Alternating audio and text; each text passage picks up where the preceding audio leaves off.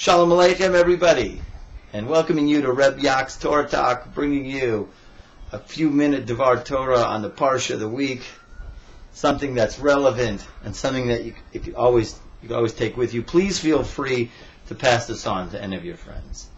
All right, so this week's Parsha, Chaye Sarah, Sarah Imenu dies, and Avram comes to eulogize and weep for her.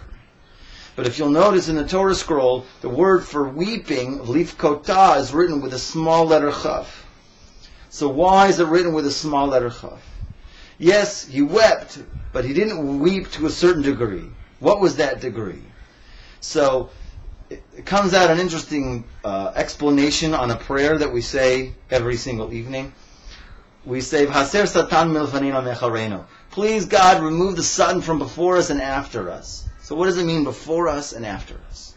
Before us, before you do the mitzvah, so the evil inclination always wants to stop us in some way.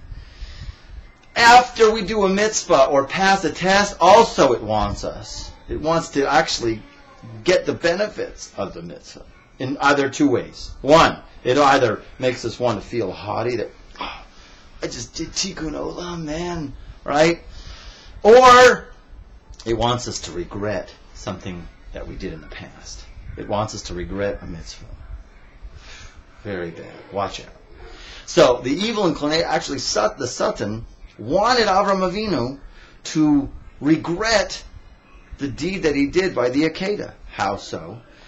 During the Akedah, during when Avram was sacrificing Yitzchak, so Sarah was over there in Hebron and in the kitchen, and the Satan comes and visits her and says, hey, you know where Yitzchak and Avram are? And she's, yeah, well, they're out camping. Well, let me show you where they are. So he shows her on live satellite that there's a sacrifice going on, and Avram's with a knife, and that's when her soul leaves her body. So that's not that was her time, but the Satan had something else in mind. When Avram Avinu would come back and find out that his wife is dead, and he would understand that as soon as she saw the satellite clip, so she would die. She died. So the Satan was hoping that Avram Avinu would regret his past deed and therefore lose the merit of the sacrifice of Yitzchak, which is a tremendous merit.